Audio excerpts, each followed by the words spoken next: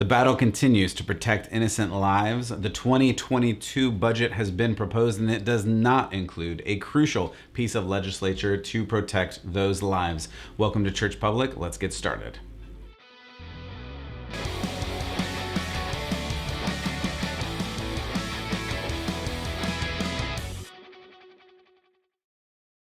Well, again, welcome to Church Public. Thank you so much for joining today. I could not do what I do without you and your help. If you haven't already, you can go to churchpublic.com. You can go to iTunes and Spotify and Google and all the places. You can sign up for the podcast there. Please do sign up, subscribe, give us a like, give us 5 stars. That would really help because that helps me continue to do what I do. You can check us out on YouTube at Church Public.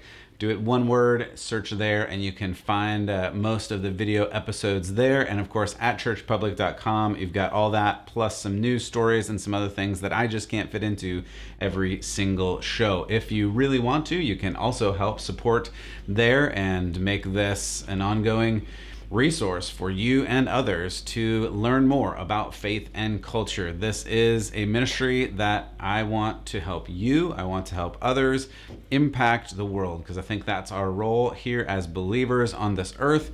And we certainly need to understand culture more and more. So thank you again for being part of this. As I mentioned in the intro, the 2022 budget was just proposed by the White House, by Biden himself, and it has some very interesting things in it. I am not going to bore you with all of the details. I really only want to focus on one thing today because that is what I talk about a lot here, that we need as Christians, as believers, as followers of Jesus to protect the innocent lives, to protect those who cannot protect themselves. And there is none that is more vulnerable than babies and pre-born babies. This 2022 budget, again, has a lot of weird and interesting things in it. I'm not going to get into all of the ins and outs of that right now, but the important thing that I think is what's not in it. There is something called the Hyde Amendment. We've talked about it before on this show. You may have heard about it before. It's been around for a long time. In fact, it's been around a little bit more than I've been alive. There you go. I'm dating myself. But that Hyde Amendment really helps to separate funds from taxpayers to go to government-funded abortion. So we're going to talk more about that in just a second. But this is what is not in the budget. And as I've mentioned before, this administration is the most progressive administration in a long time, if not ever, especially in some certain areas. This happens to be one of those areas. And even Joe Biden himself has said, look at a budget and that will tell you where your values lie. That was a paraphrase, so you can look that up. But he basically said that many years ago. So we are looking at his budget to see where his values lie. And in fact, this omission is a very big omission. He did not put this Hyde Amendment in. And this is a really important administration. This administration has shown over and over again, many things in other episodes we've talked about, Mexico City policy and a bunch of others. This administration does not care about unborn lives. In fact, it seems the opposite. It seems like they're doing all that they can to clear the path for more abortion, easier abortion, less regulation, less paperwork for anyone seeking an abortion. As we mentioned on a previous show, they're trying to push through right now that you can just order online with no doctor certification or anything the abortion pill to anywhere in the United States. That is a bad thing for many reasons, which we talked about on a previous show. It's dangerous not only for the babies, which ends their life, but also for the mothers. There have been several deaths in concert with these pills. It's not a good thing to just be mailing out willy-nilly across America. However, this is the Hyde Amendment that we're talking today. And I think it is rather interesting as well, on a side note, that I'm going to keep using the word abortion because that's what it is. Abortion is the killing of an unborn child. This administration, as far as I know, has not yet said the word abortion in any press conferences, in anything. And I think that's an important point because if they believed as strongly as they do that this is a moral right, a moral responsibility, a moral good, they would use the biological terms. But again, as we've seen in other areas, they don't like to use the biological term. They like to invent other terms, things like healthcare and choice and these other things that aren't really what they are, because abortion clearly has a negative context, and that is why they keep trying to redefine it. Again, redefining it as women's health or reproductive rights or these other things, or other confusing terms that really undersell what is really happening here, and that is the killing of babies. That may sound brutal, but it is very important to continue to bring this up so that we're talking about the things that we're really talking about, not talking about various rights and responsibilities and finding abortion or women's health care in the Constitution or things like that. That's not what we're talking about, and those aren't things. What we're talking about is protecting the unborn babies, and so it's very important to continue to talk about what we are talking about. That was a little bit of a rant, but it's important. It's important that we say what a thing is. And I know this whole culture, and we've talked about this many times, but this whole culture is on a crusade against truth. They do not want to talk about the truth. They do not want to speak the truth. Again, I keep coming back to Pontius Pilate. When he asked Jesus, what is truth? That is what this whole government organization, the politicians, Hollywood, that's what they're saying over and over again. There is no truth. We have to be champions for the truth, no matter what, even if it is unpopular. If people don't like it, it kind of doesn't matter, because the truth is the truth, and we have to say true things. So back to the budget. Biden's new 2022 budget does not include the Hyde Amendment. This amendment is a very big limiter for taxpayer funding on abortion and to abortion providers. The Hyde Amendment, again, goes all the way back to around 1976, 1977, when legislators, responding in large part to Roe v. Wade, which was just a few years before that, legislators in both sides, Republican, Democrat, did not think it was appropriate to spend U.S. tax dollars to fund abortions through Medicare. This is because if you do not agree with abortion, but you are forced to pay taxes, then the taxes that you pay would be used for abortion. Therefore, you, the taxpayer, are forced to pay for abortion, which, as we mentioned, you do not agree with. Hopefully that was not too confusing. The point is this, because money is fungible. Money is fungible. That means if you pay into a certain fund and they say, oh, we're not going to pay for this out of that fund, it doesn't matter, because you've given this money to a pool of money.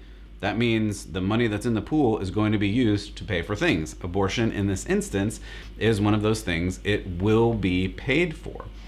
The government, using your tax dollars, will pay for abortion. So if you have a problem with abortion, doesn't matter. Sorry, your money is going to pay for it. That's where, again, all the way back to the 70s, legislators there were detractors for sure. Some people argued with this, but there were legislators, Democrat and Republican, who said this is not appropriate to use your tax dollars for something you have a moral objection to. Even the Democrats as a whole, historically, including Joe Biden, even Hillary Clinton. Up until 2016, Hillary Clinton, when she was running for president, also agreed with this. So this is a very new and recent thing that is coming out, and all of a sudden the entire Democratic platform is against the Hyde Amendment. Even, just as a side point, there was another person running against Hillary Clinton in 2016. You may remember that person did become president for 4 years, and many people were upset about that. But the side point is, Clinton wanted to remove this Hyde Amendment, and Trump supported keeping this Hyde Amendment, and someone won out in that case. At any rate, Biden himself supported the Hyde Amendment until even 2019. This was after this whole 2016 thing. At one point before this, I think he was in the 90s, I'm sorry, I didn't look up the date and I don't have it right in front of me, but at one point he did even argue that it would be morally wrong to coerce the American taxpayer into paying for abortions. He even used this idea of coercing people as a bipartisan example of things that both parties do in concert. He used the Hyde Amendment as that thing in previous years. Now, the almost 50-year politician doesn't like the Hyde Amendment. So, let's just talk about some more numbers, because this is important to understand. Again, what this amendment does, a lot of times we think of things in opposites, but what this amendment does, having it there, keeps taxpayer funds from going to abortions through Medicare and some other government options. It's estimated, and this is an estimate, that Hyde Amendment has saved around 2 million lives in the past several decades. 2 million lives. Not only would eliminating this amendment put millions of lives back at risk, but this budget is going to be super funded directly to abortion providers like Planned Parenthood. Representative Steve Daines of Montana, head of the Senate Pro-Life Caucus, stated on Friday the budget request includes, quote, billions of taxpayer dollars for Planned Parenthood. So it's not only that this Hyde Amendment is missing from this proposed budget, but in addition to this amendment not being there, billions of dollars are going to go to Planned Parenthood, which is the largest abortion provider in America, and it's not even close. And they try to say, again, this is the propaganda, that they're just for healthcare and they're for choices and they give out vitamins and things like this. The stats do not line up to that. They give out abortions. That's what they do, and billions of dollars will be provided to them from the government. And this amendment that used to stop even more dollars from going to abortions will not be there to stop that. This budget, fortunately, is not yet approved. Obviously, we're still in the year 2021, so it still needs to go through Congress. We will see if Congress is able to put Hyde back in place. But the way I see it, it doesn't look great. Anything is possible, and this is definitely something you can and should pray for. You should pray that both the Republicans that are still there have the guts to put this amendment back, and the Democrats that used to be pro-choice, which there were many, again, until 2016, many of them, if not most of them, wanted this amendment. 2016, that's 5 years ago. That's not very long ago. And yet now you have to be pro-choice or you cannot be a Democrat. The pro-life Democrats are going away. And there's some question whether this will continue. I don't know. I can't say. All I can say is the House is Democrat controlled right now. It is a slim margin, but they are Democrat controlled. The Senate right now is around 50-50 with Kamala Harris as the tiebreaker. So I don't know what to say there. That's exciting. We'll see how that goes. Again, to be a Democrat in this day, you must be pro-abortion. You must be. I'm not saying this. That's what they have said to their members. Those members that have come out as pro-life have been ousted over the last couple of years. If you have missed this, because again, you don't care or don't want to watch politics, take my word for it or go look it up yourself. Again, this is just the way the two parties are going. It has always been very lopsided in pro-life and pro-choice according to party lines. It has been that way, but even more so now. Again, as I mentioned, up until 2016, even 2019, many Democrats still were in favor of the Hyde Amendment. Now apparently no one of the Democrats can be in favor of this.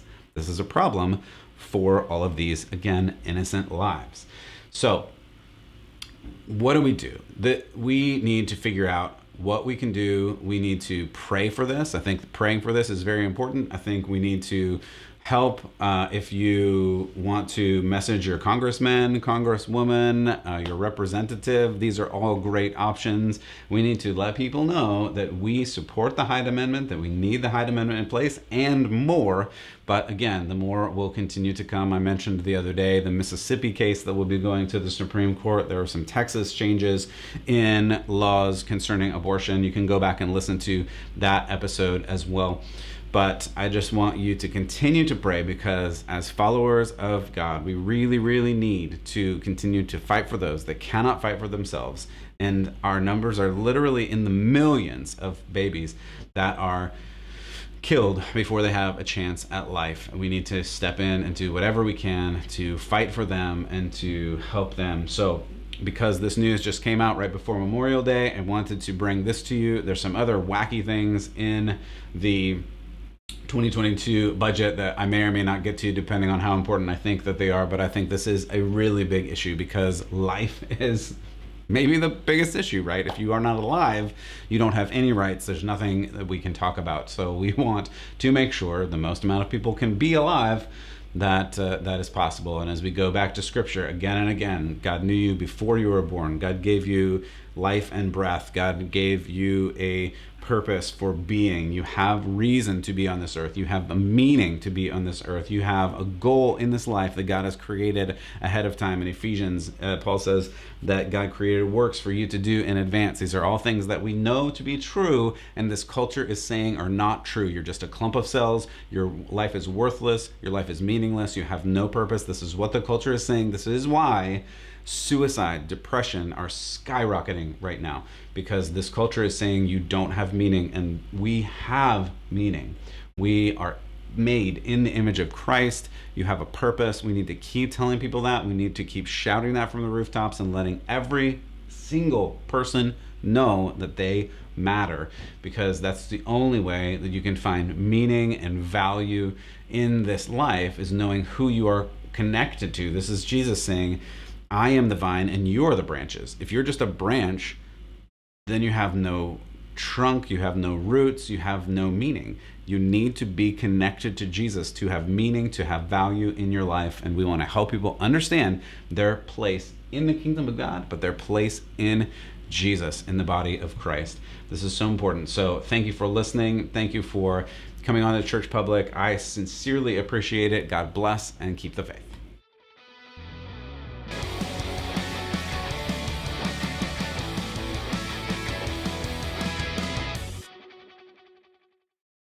As always, thank you for joining Church Public. You can check us out at churchpublic.com. You can get the other episodes there. Some of them were mentioned today. If you're watching on video, thank you. If you are just listening on audio, don't forget there is a video version of this on YouTube. Search Church Public as one word, and you can check us out there. And of course, if you want to support, I certainly appreciate it at churchpublic.com/support. Keep the faith.